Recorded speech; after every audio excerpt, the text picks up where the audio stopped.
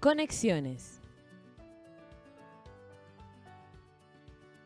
En este capítulo se presentan los conceptos principales del diseño de conexiones. El capítulo comienza con definiciones y clasificación de conexiones para seguir con una muestra de conexiones típicas y sus diferentes usos. A continuación, se presentan algunos de los daños típicos observados en conexiones de estructuras de acero. Luego, se presentan las características principales de las conexiones atornilladas y soldadas para finalmente resumir las disposiciones de diseño para estos tipos de conexiones.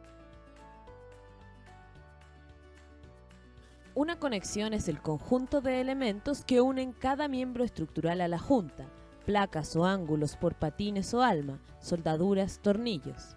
Junta es la zona completa de intersección de los miembros estructurales. En la mayoría de los casos, esta zona es la parte de la columna que queda comprendida entre los planos horizontales que pasan por los bordes superior e inferior de la viga de mayor peralte, incluyendo atizadores y placas de refuerzo del alma cuando las haya. La figura muestra los distintos tipos de conexiones que se pueden encontrar en edificios industriales y urbanos estructurados como marcos rígidos. Las conexiones se pueden clasificar de acuerdo a varios criterios. El primero de ellos es de acuerdo al tipo de conectores usados. Podemos clasificar las conexiones en aquellas que usan remaches, soldadura o tornillos de alta resistencia. Los remaches fueron usados mayormente en la primera mitad del siglo XX para luego ser reemplazados por métodos de conexión más confiables, como la soldadura o los tornillos de alta resistencia. El uso de la soldadura estructural como principal medio de unión entre miembros estructurales data de más de 50 años, mientras que los tornillos de alta resistencia se han utilizado a partir de hace más de 20 años en conexiones estructurales viga-columna, principalmente en edificios altos. Con mucha frecuencia, el diseñador debe tomar la decisión de emplear conexiones soldadas o atornilladas. Esta decisión se basa en la experiencia práctica, costo de las conexiones y rapidez constructiva. Una segunda clasificación está relacionada con el comportamiento de la conexión. De acuerdo a este criterio, podemos clasificar las conexiones en flexibles. Su resistencia a momento no sobrepasa el 20% de la capacidad de los miembros que conectan. Normalmente se consideran como conexiones simples que solo transmiten cortante.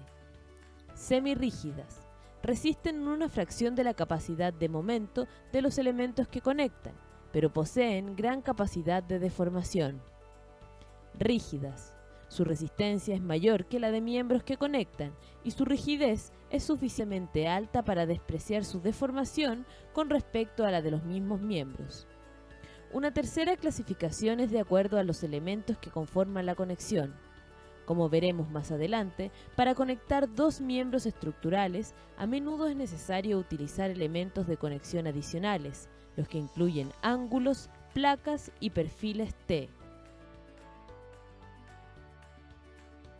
Podemos también clasificar las conexiones de acuerdo a los esfuerzos que transmiten. Tenemos entonces conexiones que transmiten solo cortante, las que corresponden a las conexiones flexibles definidas anteriormente. Conexiones que transmiten cortante y momento flexionante, correspondientes a las conexiones rígidas y semirrígidas. Y conexiones que transmiten el esfuerzo axial, ya sea tracción o compresión, normalmente utilizadas en armaduras y contraventeos. También es posible dividir las conexiones de acuerdo al lugar en que son ejecutadas.